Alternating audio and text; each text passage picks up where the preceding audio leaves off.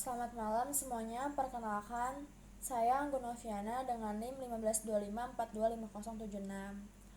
Saat ini saya akan melakukan tugas wawancara mengenai pendidikan dalam konteks lokal, analisis berbasis pengalaman dan observasi. Narasumber yang saya wawancarai adalah Kakak Vika Wayuseviana sebagai orang tua. Halo Kak Vika. Halo, selamat malam. Apakah Kakak berkenan untuk diwawancarai? Iya, saya berkenan. Baik, untuk pertanyaan yang pertama, apa nilai budaya lokal yang paling penting diajarkan kepada anak-anak saat ini? Menurut saya nilai budaya lokal yang paling penting diajarkan kepada anak-anak saat ini itu adalah sopan santun dan rasa hormat, apalagi ke orang yang lebih tua. Soalnya dari situ biasanya kelihatan bagaimana dia sikap anak itu ke orang lain. Kalau dari kecil sudah dibiasakan sopan, bicara dengan baik dan menghargai orang, nanti besarnya juga akan jadi anak yang gampang diatur, enggak semaunya sendiri, dan gampang bergaul. Sekarang pengaruh dari orang sekitar tuh besar banget, apalagi dari handphone dan pergaulan sekitar. Kadang anak-anak itu jadi bisa ikut-ikutan dan lupa sama kebiasaan yang diajarin di rumah sama orang tuanya.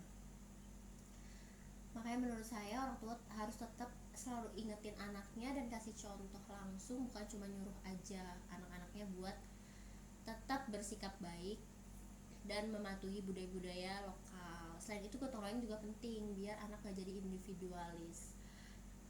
Misalnya ikut kerja bakti atau bantu tetangga, itu juga bisa bikin anak lebih peduli sama orang lain. Jadi dia ngerti hidup itu harus saling bantu, nggak bisa sendiri-sendiri. Dari situ juga kebentuk rasa tanggung jawab sama lingkungan sekitarnya.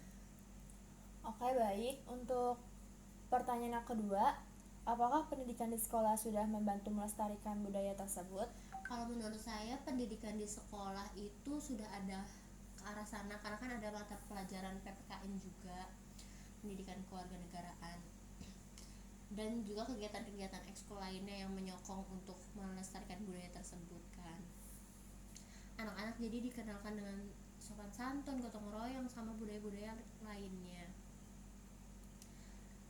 Tapi itu kebanyakan tuh masih teori aja. Anak-anak jadi tahu pelajaran tapi belum tentu bisa melakukannya dalam kehidupan sehari-hari. Kadang di sekolah diajarin sama guru, tapi di luar belum tentu diterapkan. Jadi balik lagi ke lingkungannya juga kan. Menurut saya supaya lebih kerasa hasilnya, sekolah juga perlu banyak kegiatan yang harus dipraktekin, bukan cuma dijelasin. Misalnya anak-anak dibiasakan tuh saling menyapa dan memberi salam setiap hari, seperti kayak pagi-pagi tuh kan suka ada guru piket yang menyapa dan juga salam kan sama guru piket. Jadi itu juga melatih kebiasaan anak-anak agar ramah kepada lingkungan. Bisa juga diajarkan kegiatan kayak kunjungan ke warga sekitar atau bakti sosial supaya anak-anak lebih peduli sama lingkungan. Selain itu menurut saya juga penting kasih contoh langsung dari gurunya harus sopan juga, saling menghargai dan care atau peduli sama anak-anak. Biasanya anak-anak tuh gampang nirunya dan nyontohnya. Terus juga bisa ada aturan sederhana yang dibiasakan setiap hari, seperti bicara dengan bahasa yang baik dan saling menghormati antar teman. Jadi nggak ada kata-kata kotor gitu yang terucap dari anak-anak sama di sekolah. Tapi tetap aja peran orang tua di rumah itu nggak bisa digantiin, karena waktu anak tuh lebih banyak di rumah. Jadi pembiasaan itu harus dilanjutkan juga di keluarga, di rumahnya masing-masing. Kalau di sekolah diajarin tapi di rumah nggak dibiasain, biasanya anak juga cepat lupa.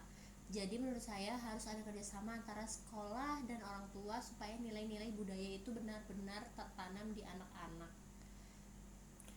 Oke Kak Vika, terima kasih atas pendapat Kak Vika.